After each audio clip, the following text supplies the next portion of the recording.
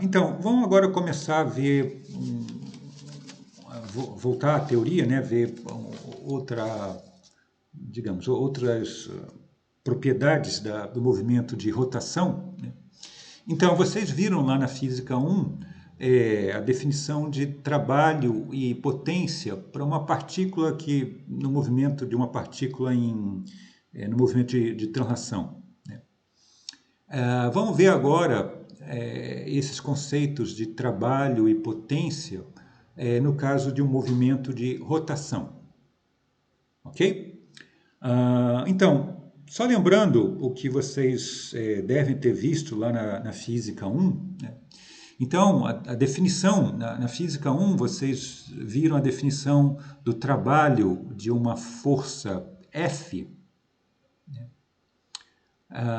Então, no caso, se a partícula, digamos, essa força está atuando numa partícula e essa partícula tem um deslocamento infinitesimal muito, muito, muito pequeno, ds, então nesse deslocamento infinitesimal, como ele é muito pequeno, não dá tempo da força variar, né?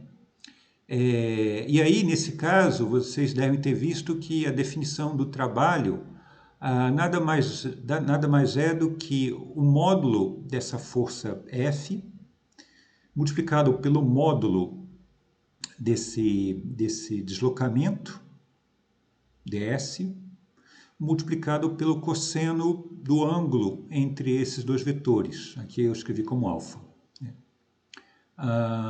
Isso aqui que é a maneira como a gente define o trabalho no deslocamento infinitesimal.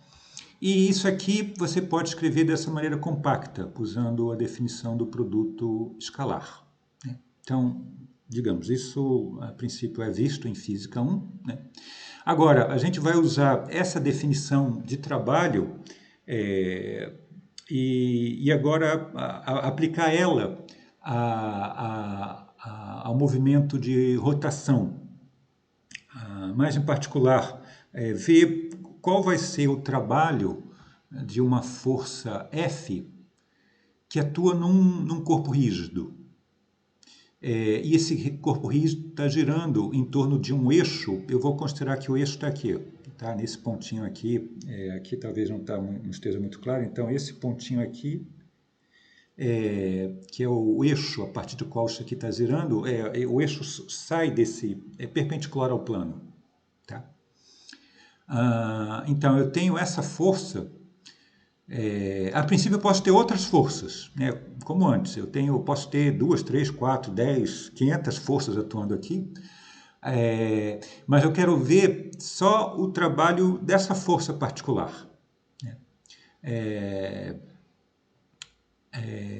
E eu vou considerar, como agora há pouco, né? Primeiro a situação em que esse corpo aqui está girando, digamos que ele esteja girando nesse sentido anti-horário, e a gente tenha um deslocamento infinitesimal, tá? Então, eu vou primeiro analisar a situação de deslocamento infinitesimal e depois a situação mais geral, tá?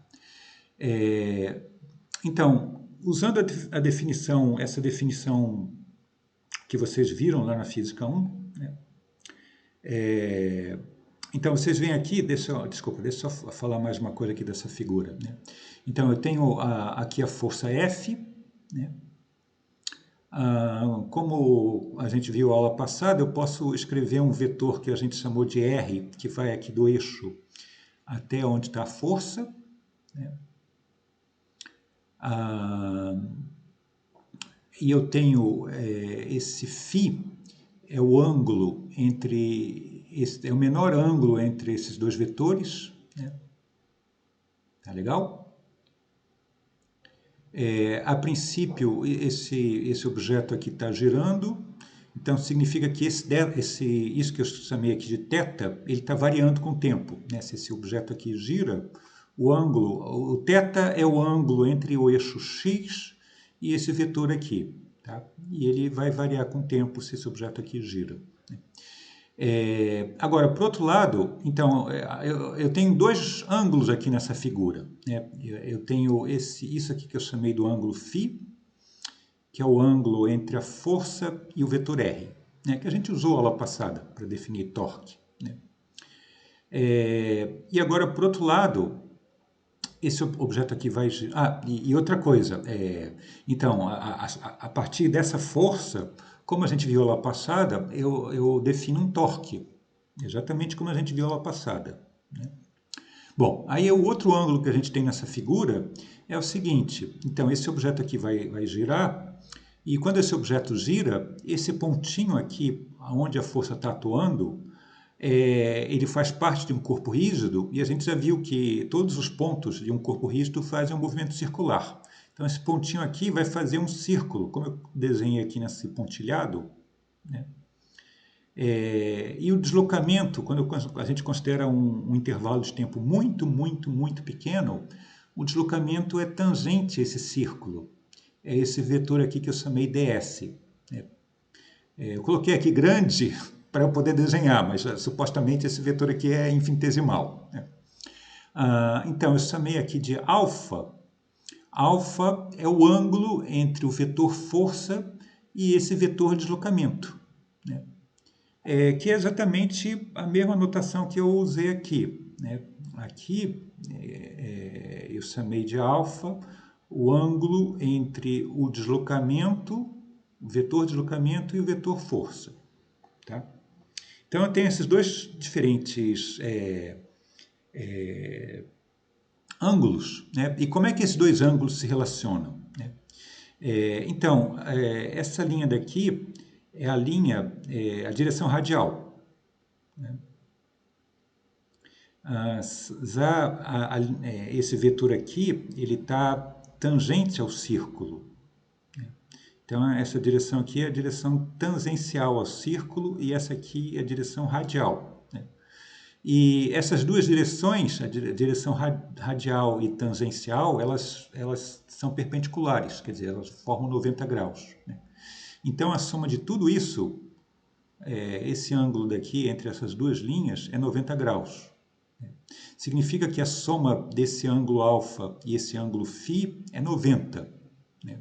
Então, se a soma dos dois ângulos é 90, então o alfa é 90 menos isso que eu chamei de φ, né? Então, a gente tem essa relação aqui entre esses dois ângulos. Tá legal? Ok? Bom, então, vamos agora usando a definição do trabalho, calcular o trabalho dessa força F, né? Isso que eu quero fazer agora. Qual é o trabalho feito por essa força F quando eu tenho um deslocamento infinitesimal?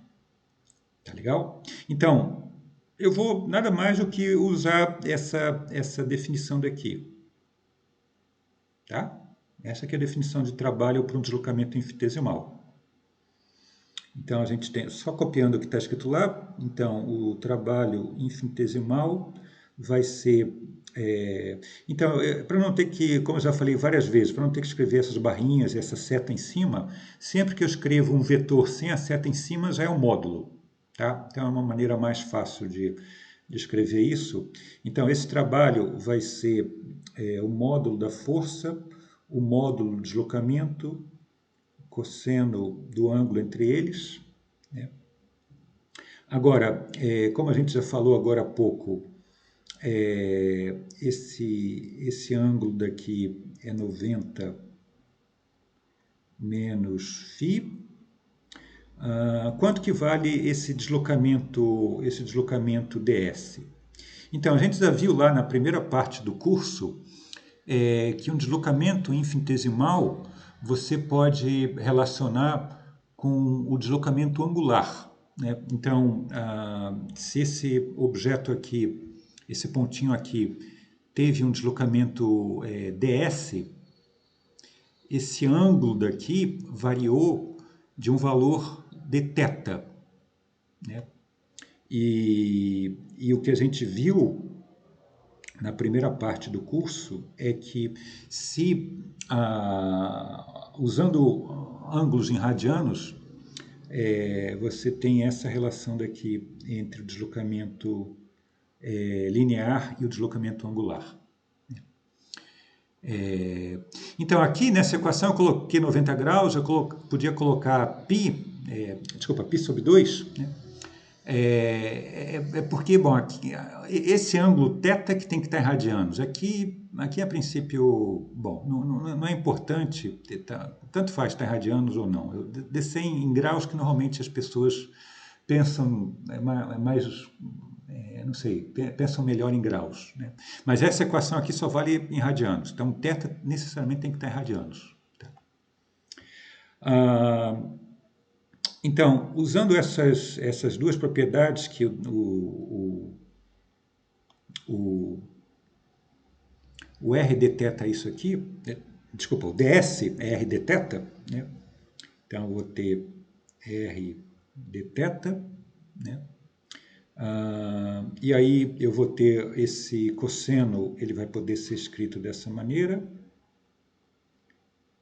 90 menos φ, ok? Agora, bom, vocês viram lá no ensino médio, cosseno de 90 menos um ângulo, isso aqui nada mais é do que seno desse ângulo. Tá? Isso é uma propriedade trigonométrica, né? Então, bom, eu posso passar o seno para o lado de cá, f seno de φ r d θ. Agora, esse f seno φ, a gente viu na aula passada, então aqui nesse desenho, você vê que o f multiplicado pelo seno de φ, eu não vou desenhar aqui, senão vai ficar complicado o desenho, mas vai ser a componente, vai ser esse comprimento aqui. E esse comprimento aqui nada mais é do que a componente tangencial da força F. Então, isso aqui é o Ft.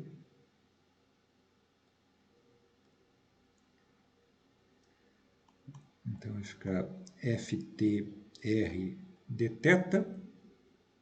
Agora, Ft, a componente tangencial da força, multiplicado por R, o que é isso? Isso nada mais é do que o torque, né? O módulo do torque. Então, isso aqui vai dar o torque associado àquela força dθ. Né? Então, a gente chegou nessa expressão. Quando eu tenho um deslocamento infinitesimal, o trabalho de uma força F pode ser escrito dessa maneira. É o torque associado a essa força vezes o deslocamento angular. Ok? Então, isso é a maneira como a gente calcula o trabalho associado, bom, a um torque, né? Isso para o caso infinitesimal, né?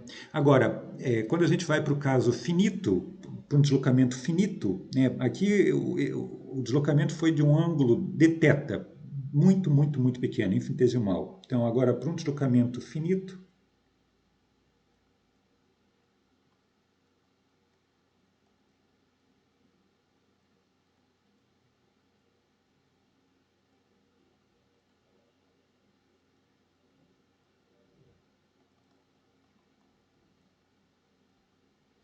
nada mais, o trabalho vai ser o quê?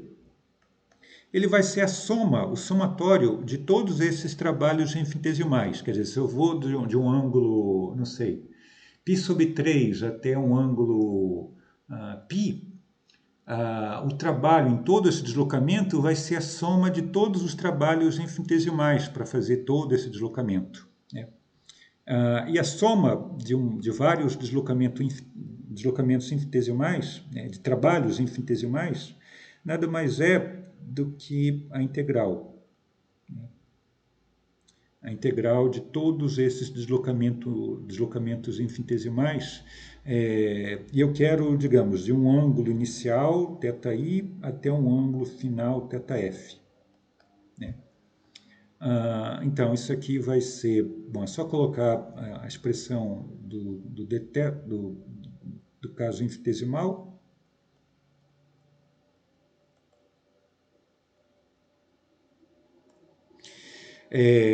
Se o tal for constante, se o torque for constante, isso aqui sai aqui da integral e a gente consegue resolver essa expressão direto, né?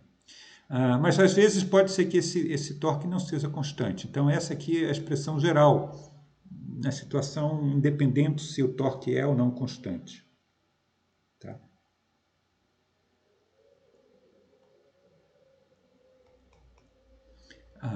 Então esse é o valor do trabalho associado a um torque tal. Tá? Essa equação aqui, ela é análoga, se vocês lembrarem, ao trabalho que vocês viram lá na Física 1. Então, na Física 1, vocês devem ter visto para uma partícula que está movendo só numa determinada direção, digamos x, o trabalho lá era a integral de f dx, de um x inicial até um x final. Então, aqui, mais uma vez, a gente tem uma equação, para o caso da rotação, que vocês veem que é exatamente análoga ao caso lá do que vocês viram na Física 1 para a translação, só mudando letras, né? No lugar você troca as quantidades lineares pelas correspondentes quantidades angulares, né? Troca a força pelo torque e o deslocamento x pelo deslocamento angular θ. É a mesma equação, só trocando letras, né? Ok? Então, isso aqui vale para um torque qualquer, o trabalho de um torque tal qualquer, né? Agora, no caso muito particular, se esse torque daqui for o torque resultante, quer dizer, o torque que é a soma de todos os torques que atuam num corpo, nesse caso muito particular, a gente resolve essa integral, sem ter que falar que torques são esses, né? Então, no caso particular,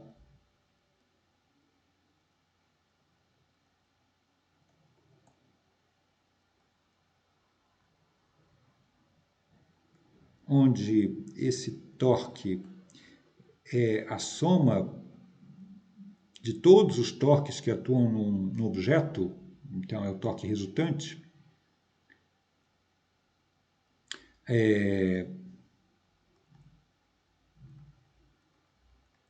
vou colocar assim, resultante, a gente tem o seguinte, nesse caso, como a gente viu que a soma dos torques que atuam, e aqui eu estou sempre considerando que essa resultante está sempre na direção z, né? Então deixa eu colocar aqui explícito, né? Então, deixa eu colocar da maneira como eu costumo escrever, assim.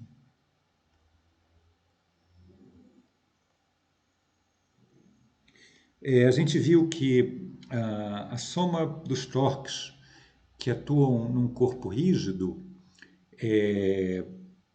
ela satisfaz essa relação, o momento de inércia vezes alfa,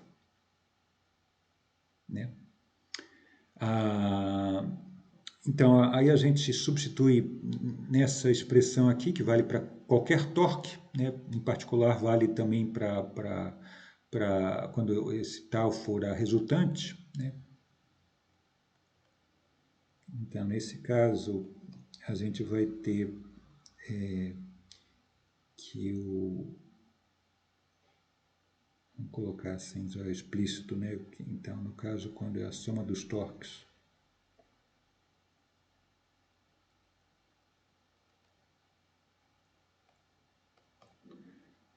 e aí nessa soma eu posso escrever como I-alfa, e o I-alfa, lembrem que o alfa, a aceleração angular você pode escrever como a derivada da velocidade com relação ao tempo.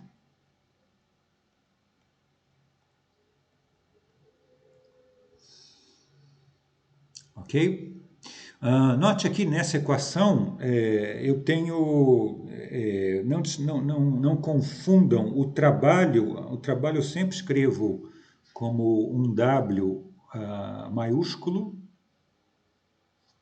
E a velocidade angular eu escrevo dessa maneira redonda, pequena. Isso aqui, na realidade, isso aqui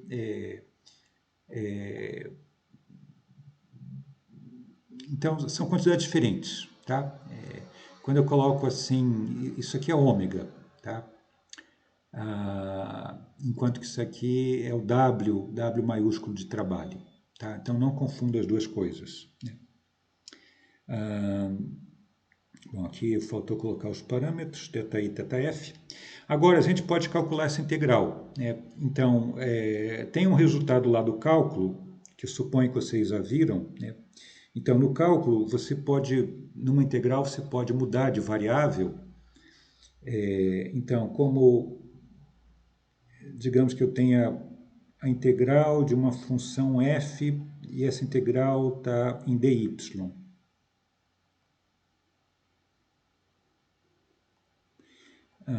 E eu queira fazer uma mudança de variável para variável t, né? Então, a princípio, eu espero que vocês já tenham visto lá no cálculo, isso aqui vai ser f dy dt dt.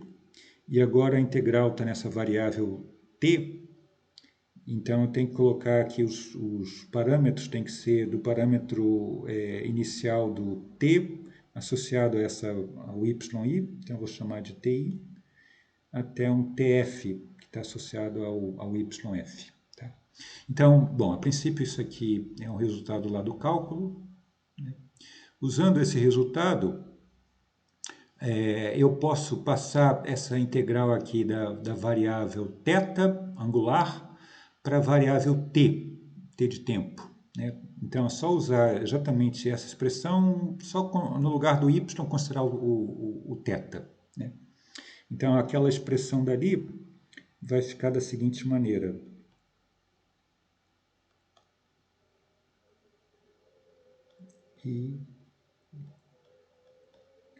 Então vai ficar dθ dt. E agora, como a gente está na variável tempo, eu tenho que colocar aqui do instante ti associado à posição inicial ao instante tf associado à posição final. Novamente eu posso usar essa expressão, mas agora ao contrário, né? Então, isso aqui eu posso escrever da seguinte maneira. Eu tenho i, dθ dt, isso aqui é a velocidade angular. Eu já vou colocar aqui o ômega. E agora eu tenho a integral dessa derivada dt, né? Que é exatamente como está aqui, né? E aí eu posso usar essa expressão aqui da esquerda, da direita para a esquerda, né? Então, usando essa expressão, é como se digamos, se eu cortasse esse dt, fica só o dy, né? Então aqui também é como se eu... Não pode fazer isso, mas é só uma maneira mnemônica de lembrar dessa expressão, né? Em matemática você não pode... bom, a derivada é um símbolo, não é uma fração, né? E agora, como eu estou nessa variável ômega, então vamos colocar aqui ômega i, ômega f. Essa integral vocês sabem calcular, então supondo que esse i é constante, eu posso colocar o i para fora da integral e vai ficar a integral de ômega de ômega. Isso vocês sabem quanto é. Integral de ômega de ômega é o quê? É ômega quadrado sobre 2.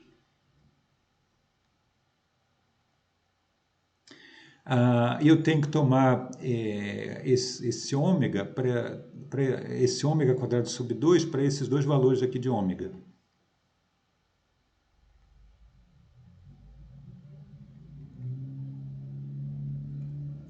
Então, no final das contas, o trabalho vai ser essa expressão quando o ômega tiver esse valor aqui, e depois essa expressão, menos essa expressão quando o ômega tem esse valor ômega i.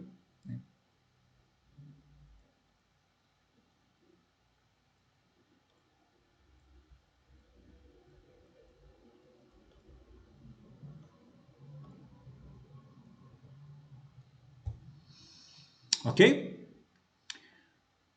Bom, mas a gente viu, bom, algum tempo atrás que essa quantidade I ômega quadrado sobre 2 é o quê?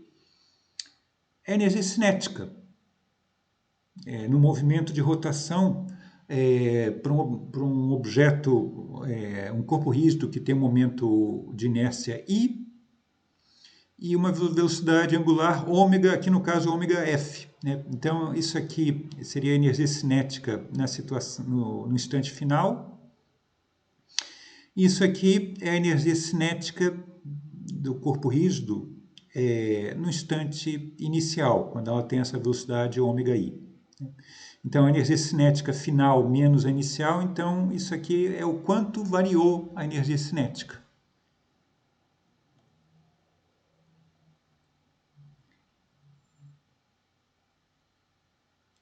Então, digamos, é o mesmo resultado que vocês viram lá na translação, também vale aqui na rotação. Né?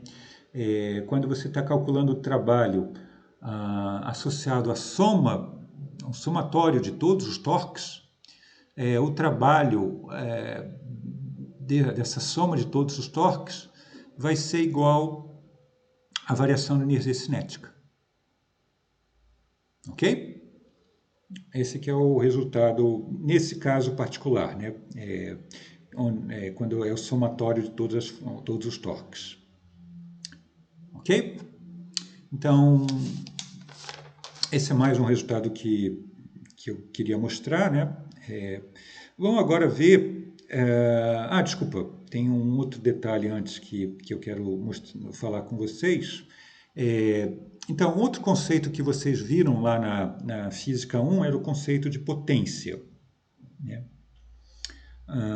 Então, vamos estender esse conceito de potência agora para o caso das rotações. Né?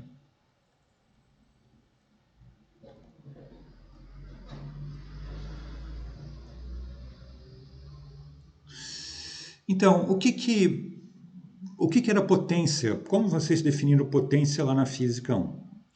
A potência, ela nada mais é, por definição, digamos, primeiro a potência média. Né?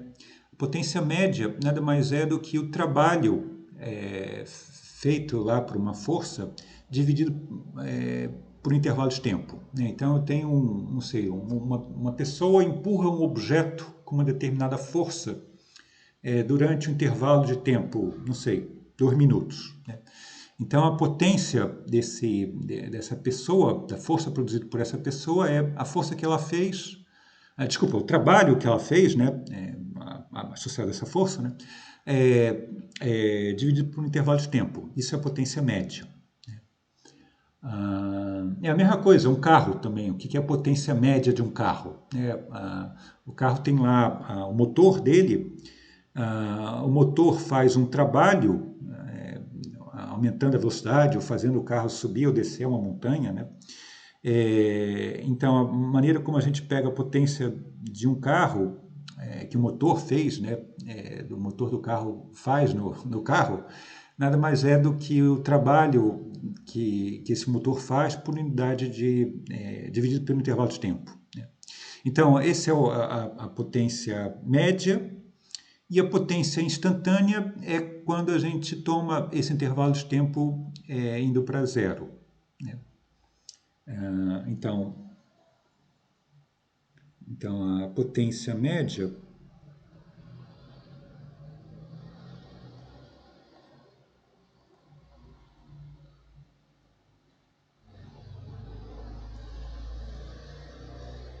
como eu falei, isso aqui é só lembrando Física 1, né? É o trabalho dividido por ΔT e a potência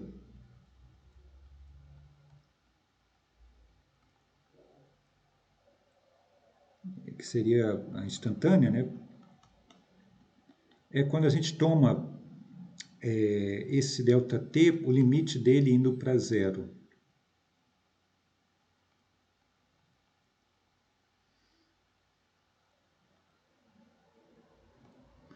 E isso aqui nada mais é do que a definição da derivada do W com relação a T.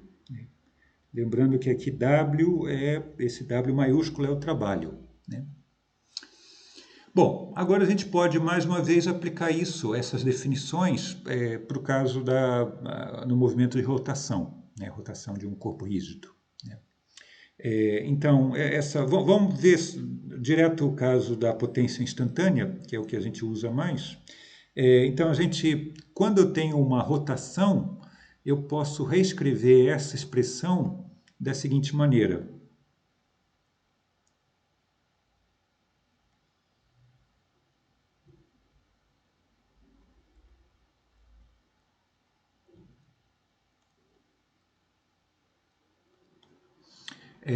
Então, a princípio, esse trabalho daqui, quando eu estou considerando uma rotação, esse trabalho aqui ele vai depender de quanto você pode escrever ele em termos de quanto uma força girou um objeto, né, um corpo rígido, né? E depende lá do ângulo θ. Ele começa de um determinado θ inicial, gira até um θ final, uma força, um torque faz está atuando nesse corpo rígido durante esse deslocamento de θi a θf. Então, esse trabalho aqui depende, você pode escrever ele em termos de θ.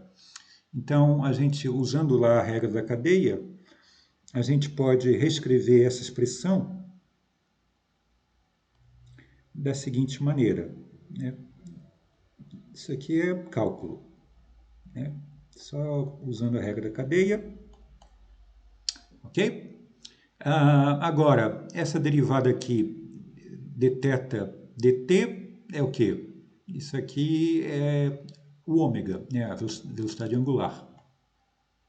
Aquele ômega redondo. Deixa eu colocar aqui bem grande para não misturar os dois, né?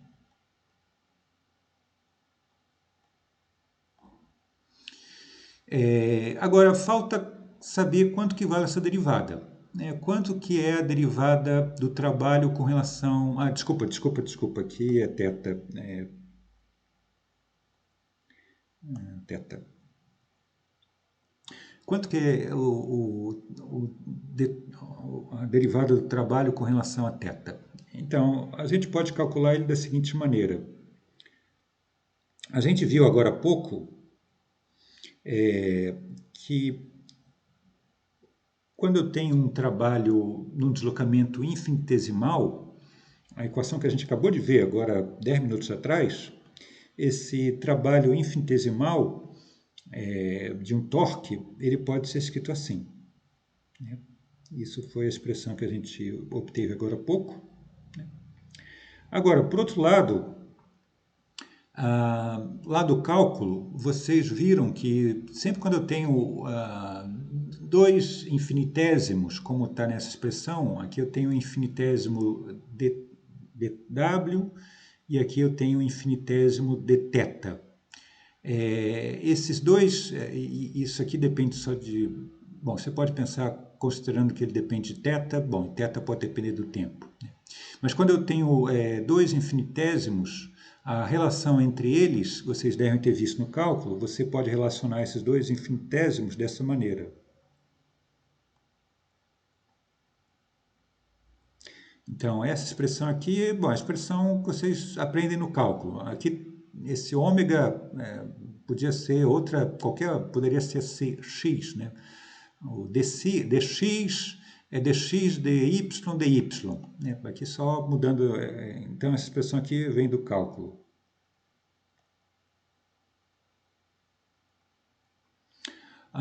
Aí comparando essas duas expressões, você tira que essa derivada aqui, que é exatamente o que aparece aqui, né? A derivada do trabalho com relação a θ, nada mais é do que isso aqui, né?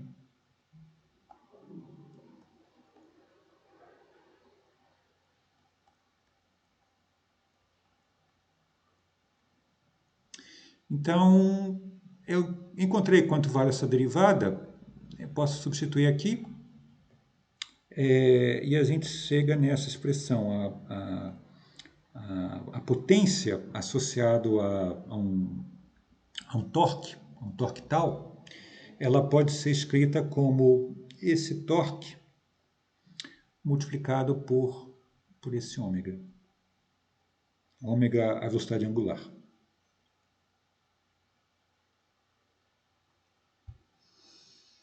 Ok? Então, essa é uma maneira de calcular a potência. Lembrando que aqui, quando eu falo só potência, é a potência instantânea, né?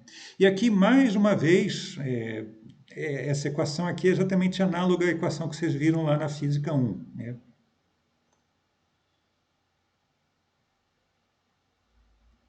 Na Física 1, vocês devem ter visto que vocês poderiam escrever a potência associada a uma força como sendo essa força vezes a velocidade.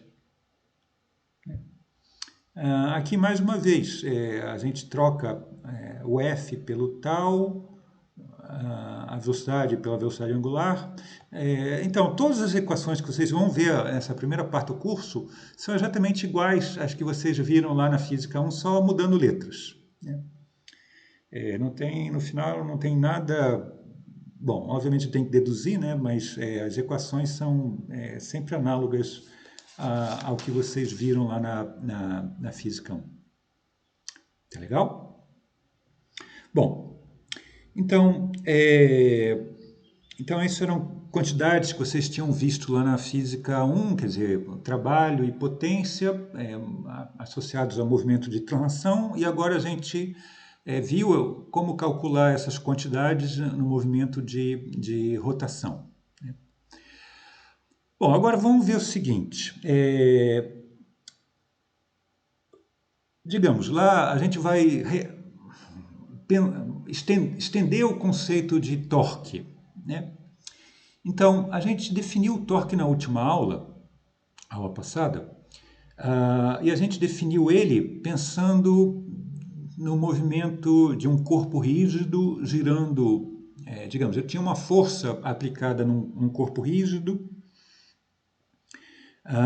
e essa força podia fazer esse corpo rígido girar em torno de um eixo fixo, e essa força produzia um torque, como a gente falou, a gente definiu na última aula, né? Foi assim que a gente definiu o torque na última aula, né?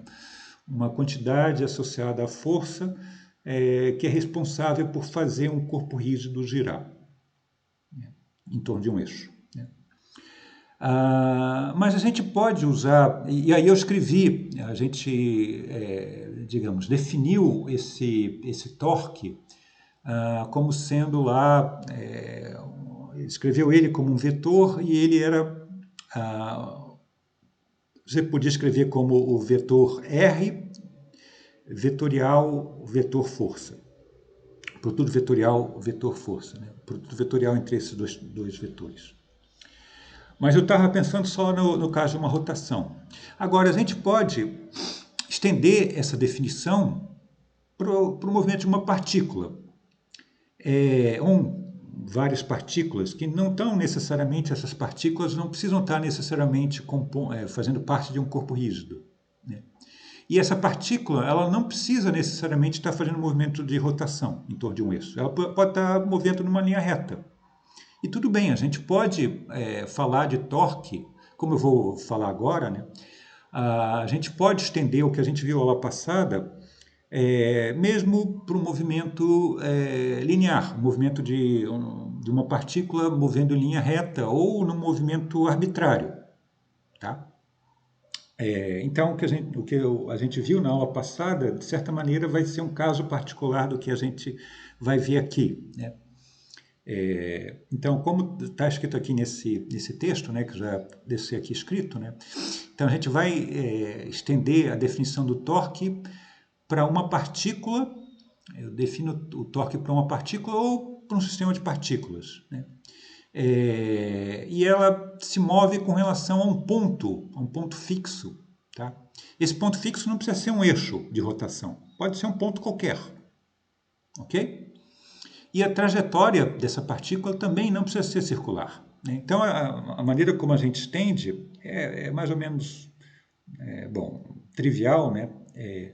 Então, digamos que eu tenha uma partícula que faça esse movimento aqui. Essa linha em azul é a trajetória de uma partícula, né? Ela está, instante a instante, está se movendo aqui em cima dessa linha azul, né?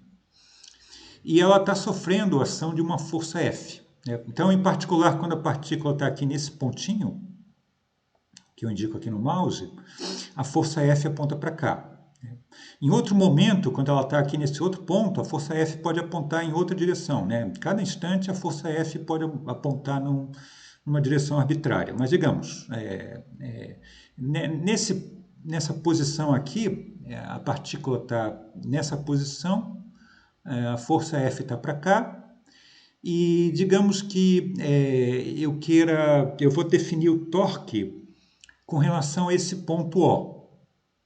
E eu vou considerar esse ponto O justamente a origem de um sistema de coordenada. Tá? Como vocês vão ver aqui, o torque, da maneira como eu vou definir, depende com relação a qual ponto eu considero, né? Se eu considerasse com relação a um ponto aqui, o valor do torque ia ser diferente, né? E a razão disso é porque, bom, deixa eu já falar então qual é a definição, né? Então, a maneira como a gente vai definir o torque numa situação como essa, o torque dessa partícula, quando ela está nessa posição, o torque feito por essa força F e esse torque considerado com relação a esse ponto O, ele é definido exatamente da maneira como a gente definiu a aula passada, né? É o vetor R, onde R é o vetor posição da partícula com relação a esse ponto O, o produto vetorial desse R com o vetor força. Tá?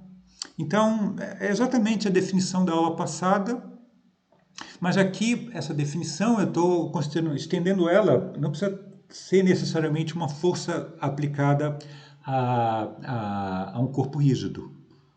Aqui, ela é uma força aplicada a uma partícula pontual, né? E além disso, esse O não precisa ser necessariamente um eixo de rotação. Esse O é um ponto qualquer, né? Então, o que acontece no caso, digamos, que a gente viu aula passada, ele é, de certa maneira, um caso particular daqui, né? Que, naquele caso, esse O necessariamente onde está o eixo, onde passa o eixo. Isso aqui seria um corpo, e você teria aqui a força F atuando num corpo rígido, né? Mas, digamos, é uma definição, quer dizer, a gente estende a definição que a gente deu a aula passada, agora para um movimento de uma partícula em movimento, e como eu falei, como está aqui nesse desenho, isso aqui não é necessariamente um movimento de rotação, né? Poderia ser aqui uma linha reta, tanto faz. Essa partícula pode mover numa trajetória arbitrária, tá? A gente vai ver que essa é uma definição interessante, ela vai ajudar a descrever o movimento das partículas, né? Como foi a definição de força, energia, o que vocês viram lá na física 1, momento. Tá legal? Então, essa é a definição do torque, considerando a torque de uma força F atuando numa partícula com relação a uma origem O, né? E aqui é importante, eu coloquei aqui o O escrito aqui embaixo, porque, como eu falei antes, se eu calculasse o torque não com relação a esse ponto, considerar a mesma partícula, a mesma força, mas com relação agora a um outro ponto que não esse ponto O, a um ponto que tivesse aqui, se eu tivesse um ponto, calcular o torque com relação, ou aqui, né? Vamos colocar aqui, né?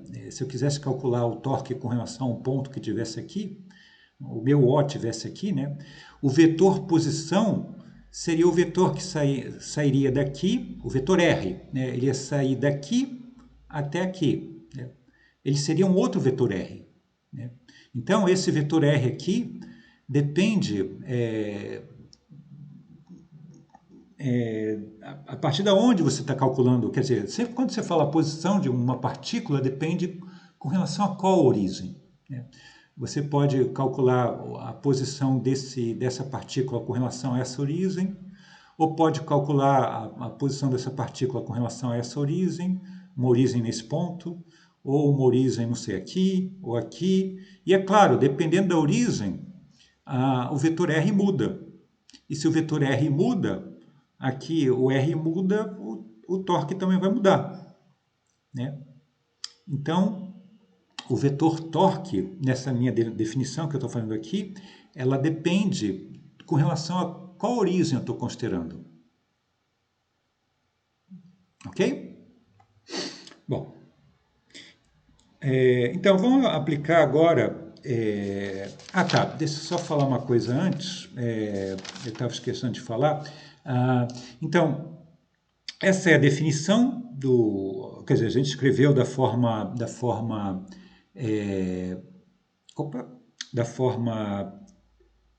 com um produto vetorial, né? Agora, esse torque, como a gente viu lá na aula passada, eu posso analisar ele em termos de módulo, direção e sentido, né? Então, como na aula passada, a gente tem que, se esse vetor R está nesse plano e o vetor F também está nesse plano, o produto vetorial entre os dois vai ter que vai ter que ser um vetor perpendicular ao plano definido por esses dois vetores. Então ele vai ter que estar na direção aqui do eixo Y, né? Ele vai ter que estar para cá. O vetor torque pode estar subindo ou descendo, né? Mais uma vez, aí tem que usar lá a regra da mão direita, o vetor R nessa direção, o vetor força para cá. Então, como está aqui no desenho, o vetor torque ia estar no sentido para cima, né? Mas se o vetor força estivesse apontando em outra direção, poderia ser um vetor apontando no sentido para baixo. Agora, em termos de módulo, né, o que acontece aqui vai ser como a gente viu lá digamos, na aula passada, que eu posso escrever isso de diferentes maneiras, né? A gente tem que o módulo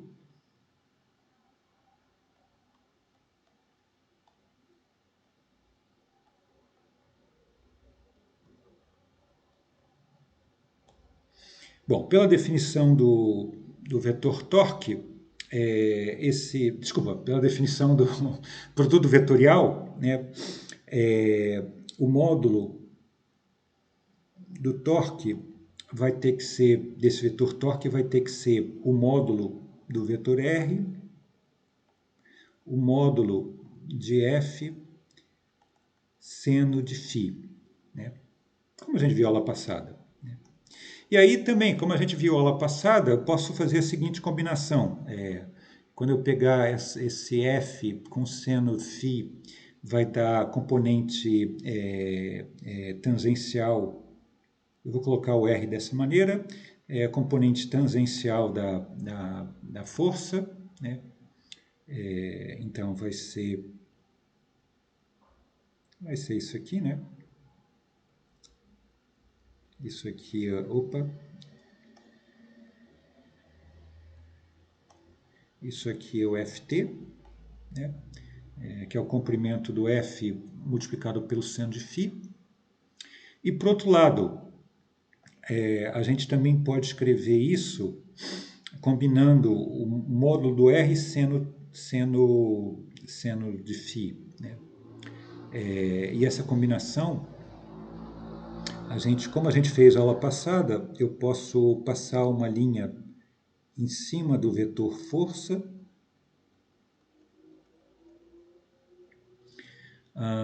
lembrando que se esse ângulo daqui é φ, esse ângulo daqui é φ, né?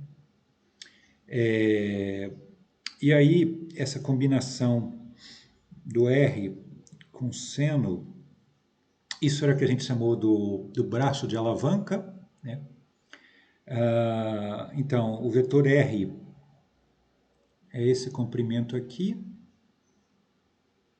Então, a gente pode botar uma linha aqui da origem até a linha que passa em cima da força, como a gente definiu na aula passada, e a gente tem isso aqui, foi o que a gente definiu na aula passada de braço de alavanca, e aqui, mais uma vez, essa combinação aqui do R vezes o seno φ é o braço de alavanca que a gente viu na aula passada, que é esse comprimento aqui, né? A distância. Aqui só tem a diferença que esse O não é mais um eixo, não é um eixo de rotação, mas tirando isso é exatamente como na aula passada. Essa distância do O até, quer dizer, o R seno θ, que é o braço alavanca, é a distância desse ponto O até a linha que passa em cima da força F.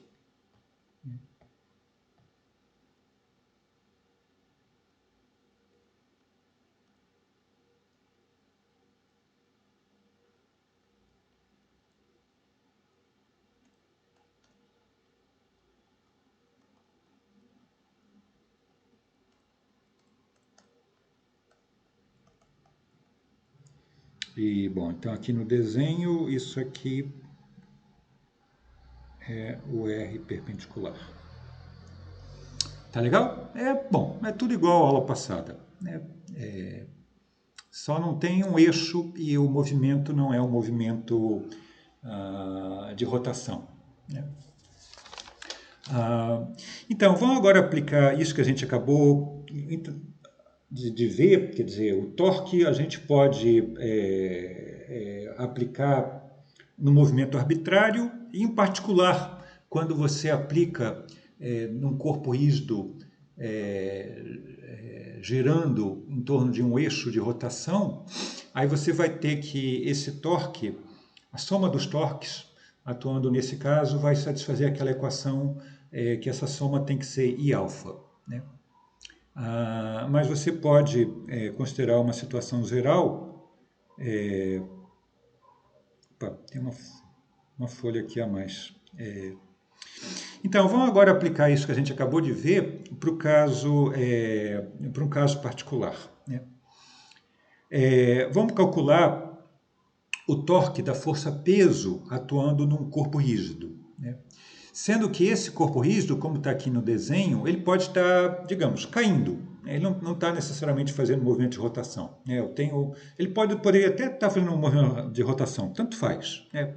Como a gente viu, a gente pode falar de torque no movimento arbitrário, não precisa necessariamente estar rodando, né? Ele poderia até estar rodando, né? Mas então, digamos que eu tenha essa situação de um corpo que pode estar caindo, né? Ele está sujeito à força-peso, né? E eu quero calcular o torque da força-peso que atua em todo esse corpo com relação a esse ponto O. Tá? E aí a maneira como eu faço isso, eu penso esse corpo aqui extenso como sendo composto de várias partículas minúsculas. Cada uma delas tem uma massa, M1, M2, M3 e assim por diante, né? Então, cada uma delas sofre uma força-peso, que é a massa da partícula vezes a gravidade, né? Então, essa partícula daqui, a força-peso atuando nela é a massa dela vezes a gravidade. Essa outra partícula aqui, a força-peso é a massa dela vezes a gravidade. Essa outra, mesma coisa. Isso para todas as partículas, né? E aí eu vou calcular o torque total da força-peso atuando nesse objeto com relação a esse ponto. Isso vai ser o quê? Vai ser nada mais do que a soma do torque da força-peso atuando em cada uma das partículas aqui, né? Sempre com relação a esse ponto, né? Então, isso que eu quero fazer agora, né? Como está escrito aqui, eu quero calcular o torque da força-peso que está atuando aqui nesse corpo com relação a essa origem. Né? Bom, como eu falei, isso vai ser a soma de todos os torques atuando em cada uma partícula I. Esse I pode ser 1, 2, 3, 4, 5, 6, 10, 1 milhão, todas as partículas que compõem esse corpo. Né?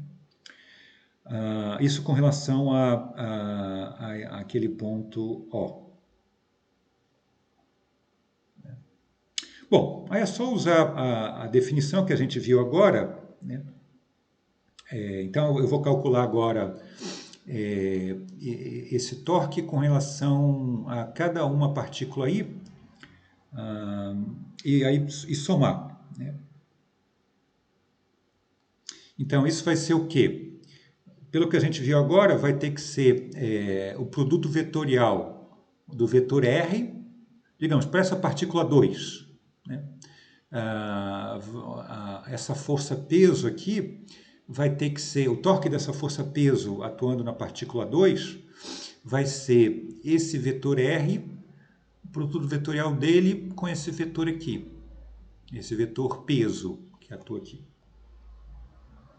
E a gente faz isso para todas as partículas. Né?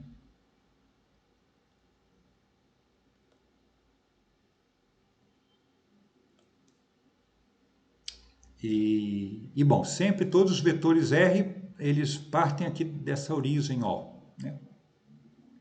Agora, supondo que esse corpo não é muito extenso, essa aceleração da gravidade ela é sempre um vetor vertical apontando para baixo e sempre tem o mesmo módulo. Né?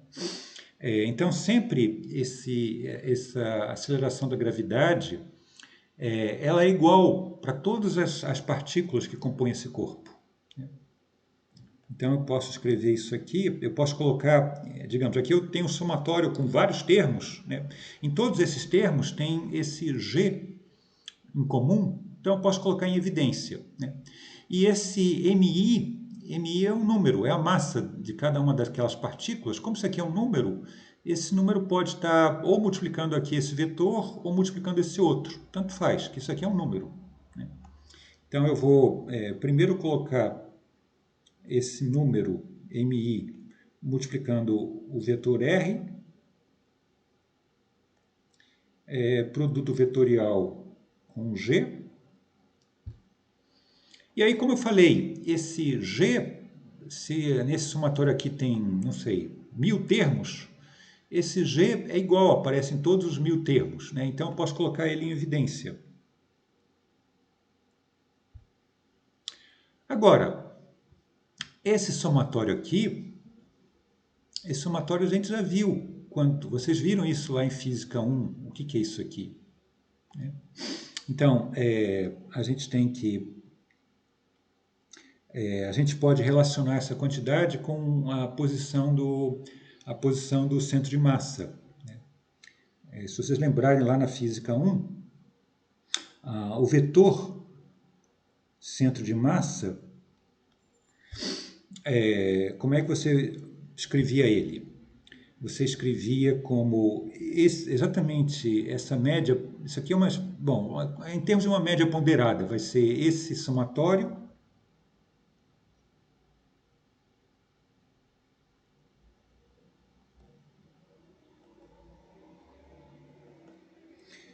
dividido pela massa total do corpo. Então, eu vou chamar M maiúsculo é a massa total do corpo. Tá? Então, essa é a maneira como a gente escreve o vetor centro de massa. Né? Se vocês não lembrarem, dê uma olhada no caderno de vocês de Física 1. Né? E aí vocês veem que eu posso passar esse M, a massa total do corpo, para o lado de cá, e o que vai ficar do lado direito é exatamente esse somatório. Né? Então você vê, quer dizer, esse somatório aqui vai ser o quê? Vai ser esse R, o vetor posição do centro de massa, multiplicado com o M aqui. O M é a massa total do corpo.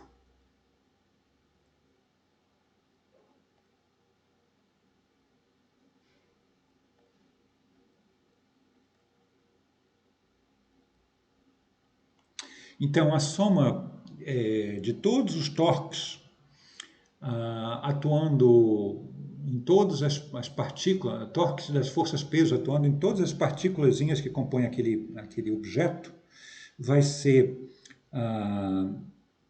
pode ser escrito dessa maneira.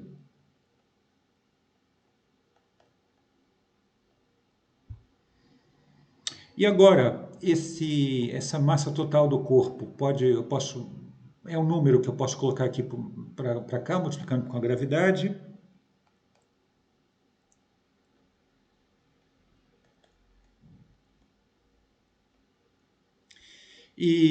Bom, a massa total do corpo vezes a aceleração da gravidade, isso aqui é o peso total daquele corpo, né?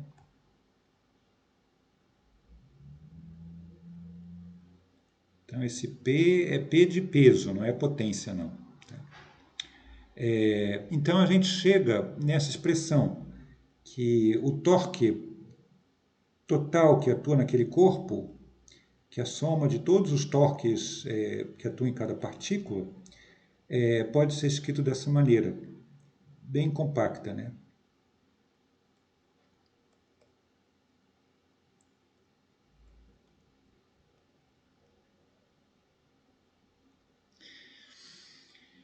E nessa expressão daqui, vocês veem, quer dizer, aqui eu não falei a forma desse corpo, esse corpo tem uma forma qualquer, né? Então essa expressão vale sempre, essa expressão bem compacta, né? E você vê então que o que significa essa expressão, né? Essa expressão daqui significa que é como se o torque de todas as forças-pesos que atuam em todas aquelas partículazinhas do corpo, você pode pensar como se, digamos, você tivesse... Essa expressão aqui seria a expressão que você tem exatamente para uma partícula que a posição dessa partícula, está na posição do centro de massa do corpo, e ela está sofrendo a ação do peso total do corpo, porque esse P aqui é a massa total do corpo vezes a gravidade, então esse aqui é o peso total do corpo. Então, no final das contas, o torque da força-peso que atua nesse objeto extenso, ela é exatamente igual como se você considerasse que toda a massa do corpo tivesse concentrada no centro de massa. E essa força-peso tivesse só atuando na posição do centro de massa. Então você tem essa maneira bem simples de como calcular o torque da força-peso. Você sempre considera o torque da força-peso como se toda a massa do corpo tivesse concentrada no centro de massa do corpo, né? Sendo que aqui esse vetor R é o centro de massa com relação a essa origem daqui, né? E nota que esse resultado aqui eu construí nessa situação geral, né? Agora, você poderia, em particular, esse ponto O aqui ser um ponto onde passa um eixo de coordenada, né? E aí você teria a situação que a gente viu na última aula, né? Esse aqui é um eixo de rotação, desculpa, né? Não de coordenada, um eixo de rotação. Se aqui é um eixo de rotação, você pode pensar isso da maneira como a gente viu na aula passada, de pensar esse torque produzindo uma rotação em torno de um eixo de rotação, o torque dessa força-peso, né? Mas, digamos, em geral, quando você tem um objeto extenso, você tem a força-peso atuando sobre esse objeto extenso, é só pensar como se todo objeto fosse todo ele concentrado, a massa de todo o objeto fosse concentrada no centro de massa. Tá? Então, esse é um resultado que vale. Agora, note uma coisa importante, que nesse cálculo, tem esse passo aqui importante, né? Quando eu saio daqui e passo para cá, eu considerei que a aceleração, o vetor de aceleração da gravidade, ele era igual para todos os pontinhos desse corpo. Em geral, isso é verdade, né? Mas isso é verdade considerando só corpos que não são muito longos, muito compridos, né? Porque se você considera um corpo muito comprido, por exemplo, não sei, uma ponte, como a ponte Rio-Niterói. A ponte Rio-Niterói tem em torno de 14 quilômetros, né? Levando em conta que a Terra é redonda, não é plana, né? Na realidade, o vetor aceleração da gravidade, ele é um vetor que aponta na direção do centro da Terra, né? Se o objeto é muito pequeno, a gente pode aproximar esses vetores da gravidade sempre na vertical, né? Mas, e paralelos, né? Mas quando você tem um objeto muito longo, como a ponte Rio-Niterói, numa extremidade, levar em conta que a Terra não é plana, mas é curva, né? Ao contrário do que algumas pessoas pensam, né? Ela é curva. Então, quando você tem um objeto extenso, esse vetor, a aceleração da gravidade não vai ser todo ele paralelo, sempre apontando na mesma direção, né? E aí o cálculo, quando você leva em conta essa diferença, bom, aí o cálculo é um pouco mais complicado, né? Ou também, se você está considerando um edifício, não sei, enorme, com 100, 150 andares, a gente também bom, vocês devem ter visto na Física 1, que na realidade a aceleração da gravidade, ela muda dependendo da altura, né? Aqui, se você está ao nível do mar, a aceleração da gravidade tem um valor. Se você está, não sei, a 200, 300 metros acima do nível do mar, a aceleração da gravidade tem outro valor, né? Então, quando você está também calculando para, não sei, um edifício de vários andares, mais de 100 andares, né? Você tem que esse vetor, aceleração da gravidade no térreo, vai ter um valor diferente do valor que tem na cobertura, né?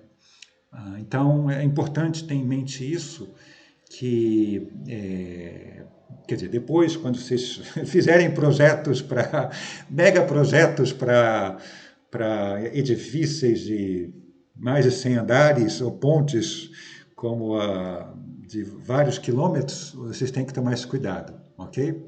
Mas, digamos, aqui, numa situação simples, né, a gente pode usar essa simplificação de que essa aceleração da gravidade é constante, tem o mesmo valor para todas as partículas e a gente pode colocar em evidência.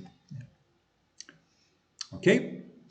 Então, nessa situação, a gente tem esse resultado simples. Tá? Bom, ok. Então, resumindo, tudo que a gente falou nessa aula, né? Então, eu deduzi as coisas, eu não posso jogar as equações, né? Mas os resultados realmente importantes que a gente viu nessa aula foram os seguintes, né? A gente estendeu o conceito de trabalho para um movimento de rotação, né? E quando a gente tem um deslocamento angular infinitesimal, o trabalho feito por um torque tal vai ser escrito dessa maneira. Esse trabalho vai ser o tal vezes o deslocamento infinitesimal dθ. Já para o deslocamento finito, o trabalho vai ser integral disso aqui, né, do ângulo inicial até o ângulo final, né? E, em particular, quando esse tal for o torque resultante, quando isso aqui for a soma de todos os torques que atuam num corpo, essa integral daqui a gente calculou e o trabalho, nesse caso muito particular, o trabalho vai ser a variação da energia cinética. Pode ser escrito como a variação da energia cinética, que é isso aqui. Ok? Outra coisa que a gente viu é que a potência instantânea, que é derivada do trabalho com relação ao tempo, no caso do movimento de rotação, a potência associada a um torque, ela vai ser o valor desse torque vezes a velocidade angular. Esse foi outro resultado que a gente deduziu.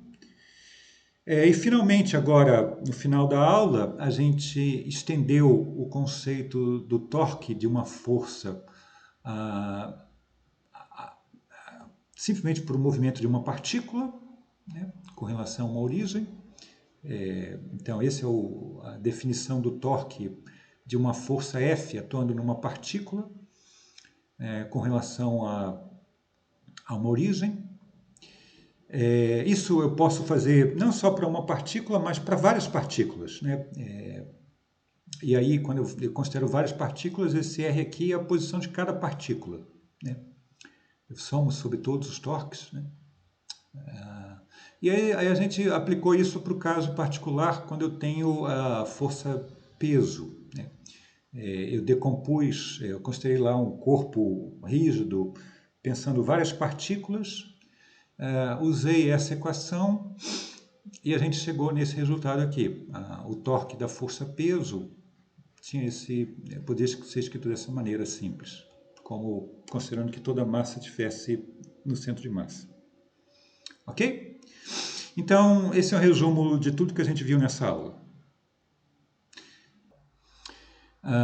Então, esse problema daqui, ele aqui eu coloquei a figura, ele corresponde a um cilindro. Esse cilindro tem uma massa de 2 quilos. Ele gira em torno do centro dele e tem 4 forças atuando nesse cilindro, conforme essa figura daqui. Tá? Sendo que o módulo da força F1 é 6 newtons, da força F2 é 4 newtons, da força F3 é 2 e da força F4 é 5. Né? E essa distância aqui, R1, do eixo até essa força F3, é 5 centímetros. E essa outra distância, R2, que é o raio do cilindro, né, é 12 centímetros. Tudo como está aqui no enunciado. Né? E ele quer que a gente calcule qual é a aceleração angular desse cilindro. Né? Supondo que, digamos, à medida que esse cilindro aqui vai girando, as forças elas giram junto com o cilindro de tal forma a sempre manter essas orientações. Tá? Então, nós vimos na última aula que, digamos, numa situação como essa, essas forças elas produzem o que a gente definiu como torques. Para cada uma das forças a gente associa um torque e quando a gente pega a soma das forças que atua a soma dos torques associado a essas forças, né, que atuam num corpo rígido, essa soma desses torques é igual ao momento de inércia multiplicado pela aceleração angular. Né? Então, a relação que a gente obteve na última aula foi essa aqui. A soma dos torques com relação ao eixo, digamos, aqui eu vou considerar, deixa eu escrever aqui já explicitamente, eu vou considerar que a direção saindo do plano, quer dizer, a direção do eixo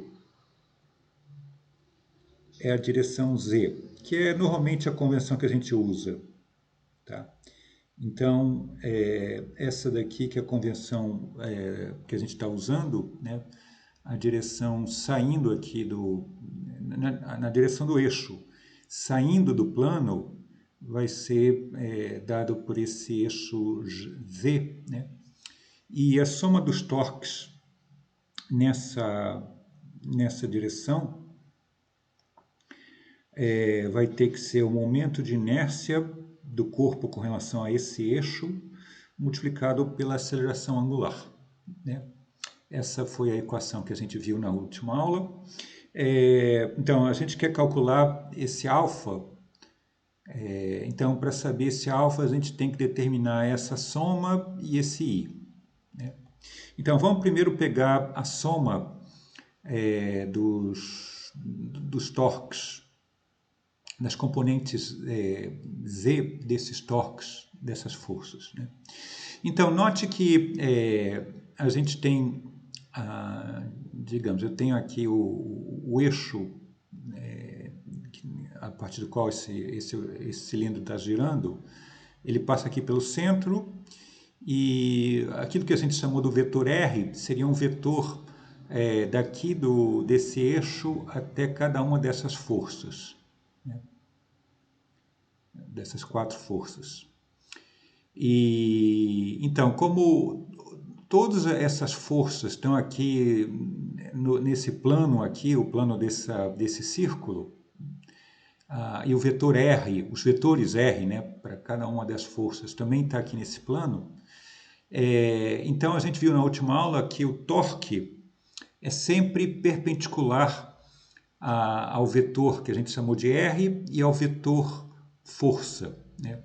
Então, para essas 4 forças, o vetor torque associado a cada uma dessas forças está sempre no plano perpendicular, quer dizer, está sempre na direção Z, né? O plano perpendicular desse círculo daqui, né?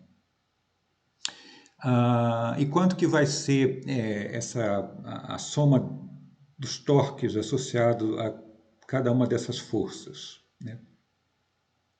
Então, como eu falei, eles vão estar todos eles nessa direção Z, então basta agora escrever o módulo e o sentido, né?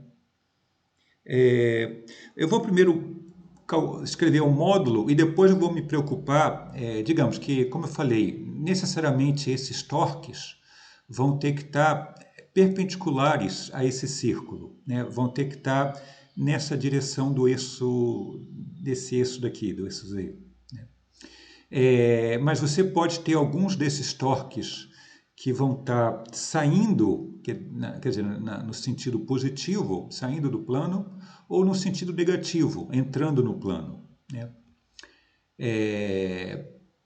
Então, daqui a pouco a gente vai ver isso, a questão de que se você vai ter torques entrando ou saindo do plano, né?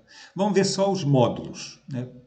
Então, primeiro para a força F1, a gente viu que, digamos, tinha lá 3 maneiras como a gente podia escrever o módulo de cada torque.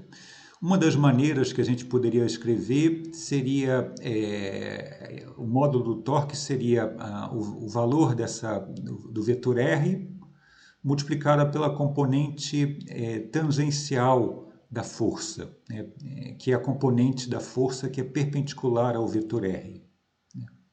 Então, aqui para essa força F1, o módulo do torque associado a essa força F1 vai ser o quê? Vai ser o módulo desse vetor torque, desculpa, do vetor R, né? O vetor R como está aqui no desenho, é esse comprimento R2, multiplicado pela componente tangencial dessa força, né? Mas você vê que essa força está toda ela, a componente tangencial é perpendicular a isso aqui, e você vê que essa força está toda perpendicular a esse vetor R, então é nada mais que o comprimento dessa força F1. Então esse é o módulo do torque associado a F1. Para a força F2, então vai ser o módulo da distância o módulo do vetor R, né, que vai do eixo até a força. Então, o módulo do vetor R aqui também é R2, né? É tudo raio aqui do cilindro, vezes a componente tangencial dessa força, né? Mas essa força está toda ela na direção tangencial, né? Na direção perpendicular a R. Então vai ser nada mais que o módulo dessa força F2, né? Depois para a força F3, né? Então aqui vocês veem, vai ser a distância do eixo até a força F3 é R1. E aqui outra vez essa força está toda na direção tangencial, né? Então vai ser o módulo, nada mais que o comprimento desse vetor F3. E finalmente, para a força F4, né? Para a força F4, você vê que ela está, digamos, se eu desenhar aqui o vetor R, que vai do eixo até a força, o vetor R seria isso aqui. Né? Isso aqui que seria o vetor R nessa situação. Né?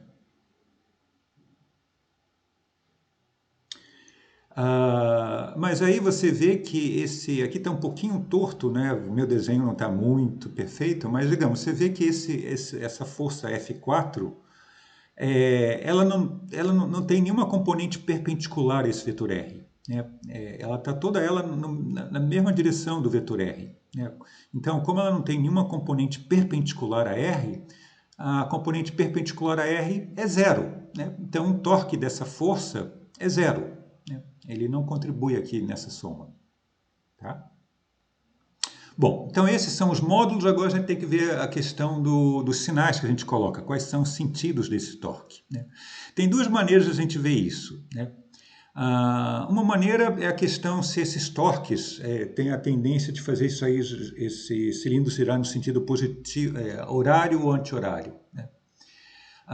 Então, você vê que para a força F1, ela tem a tendência de fazer esse cilindro girar no sentido anti-horário, né?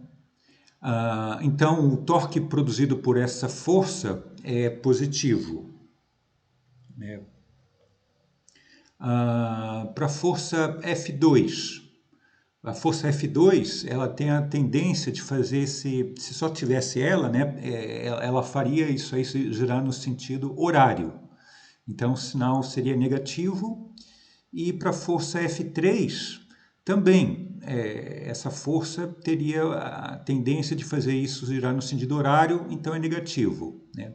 Quer dizer, positivo é saindo aqui, na direção positiva aqui do eixo Z, e negativo é no sentido entrando, no sentido negativo desse eixo, né? Então seria aqui um menos e aqui é um menos, né? Outra maneira de ver isso é usando lá a regra da mão direita, né? Então, para o caso dessa força F1, vocês veem que se eu colocar esse dedo na direção do vetor R, né, e esse dedo na direção do vetor força, o vetor torque estaria apontando no sentido do meu polegar, que é saindo do plano, né? Tome cuidado com aquela observação que eu escrevi antes da aula 5, né? Eu estou olhando de frente para a tela, né? Então, a direção que está o meu polegar é saindo do plano. Tá? Isso para o torque da força F1 sai do plano, que é o sentido positivo. Já para a força F2 e F3, eu tenho que, então, esse dedo você coloca na direção do R, esse dedo dá na direção da força ou F2 ou F3, e aí o torque vai estar no sentido contrário, entrando no plano, que é o sentido negativo, né? Então é consistente com esses sinais que eu coloquei, né? Então, deixa eu colocar isso aqui, escrever de maneira melhor. Deixa eu colocar assim.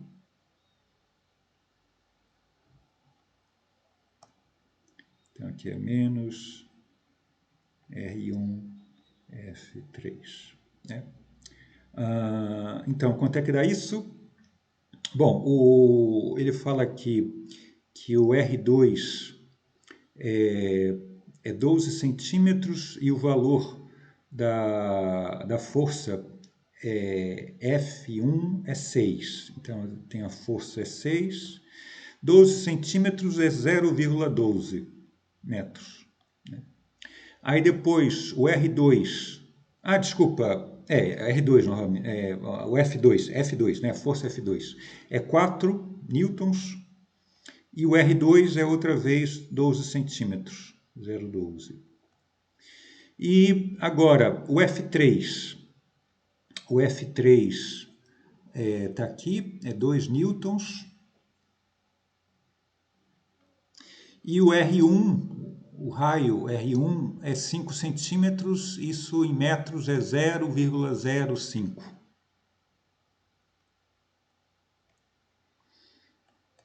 Então, daqui a gente vai ter, somando esses dois termos, como esses dois termos têm esse 0,12 em comum, eu posso colocar em evidência, vai ficar 6, né? O 6 que está aqui, menos 4. 6 menos 4 é 2, tudo isso multiplicado por 0,12. Né? Então, 2 vezes 0,12 dá 0,24. Menos, isso aqui é direto, isso aqui dá 0,10. Então, essa diferença dali dá 0,14. E eu falei que a unidade de torque é Newton vezes metro. Né? Então, esse é o valor da soma dos torques. Né? Agora, a outra coisa que a gente tem que determinar aqui é o valor do I. Né? Então, o I, a gente tem aqui um cilindro, né? E o eixo passa pelo centro. Então, tinha aquela tabelinha que eu falei que vocês sempre podem usar, a tabela do momento de inércia de vários objetos. Né? Então, se você olhar naquela tabela, o momento de inércia de um cilindro com relação a um eixo que passa pelo centro é 1/2 da massa do objeto vezes o raio desse cilindro ao quadrado. Isso aí é o que está lá naquela tabela. Agora, colocar os valores numéricos. Né? Então, vai ficar 1/2. A massa, no enunciado fala que a massa desse cilindro é 2 kg. E o raio desse cilindro é nada mais do que que ele chamou de R2. Né? E esse R2 é 0,12. 0,12 e eu tenho que tomar isso ao quadrado. Bom, esse 2 simplifica com esse 2. 0,12 é a mesma coisa que 12 vezes 10 a menos 2. Né? Então, tomar ao quadrado. Né? 12 dá 144. 10 a menos 2 ao quadrado dá 10 a menos 4. E a unidade de momento de inércia é a unidade de massa, que é quilo, vezes a unidade de distância ao quadrado. A gente está usando distância em metro, então vai ficar metro ao quadrado. Então, daqui agora a gente pode calcular, digamos, dessa expressão daqui, a gente tem que o valor, o alfa, é só passar o i aqui dividindo, né? Então, a gente vai ter que o alfa é a soma de todos os torques dividido pelo i. Então, a soma de todos os torques é isso aqui que a gente calculou. E o i é isso aqui. Né? Então, vai ficar 0,14 dividido por 144 vezes 10 a menos 4. Isso aqui vai colocando na calculadora, vai dar 9,72 radianos por segundo ao quadrado. Ok? Então, esse é o que ele queria, o valor da aceleração angular.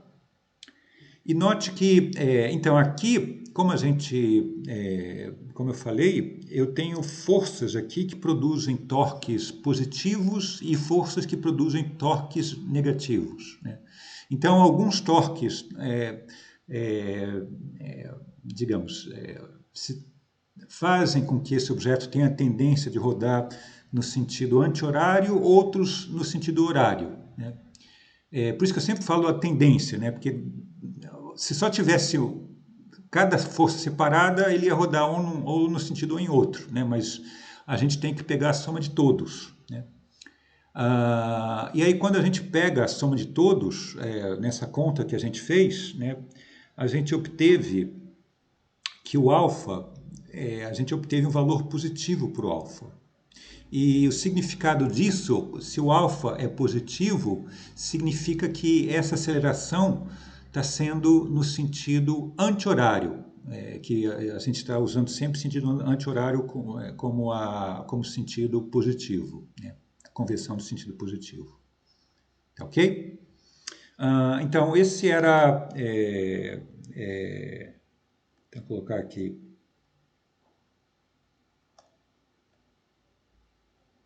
Então, o alfa está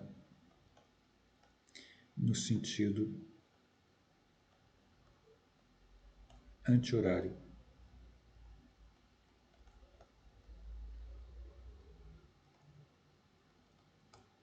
Ok?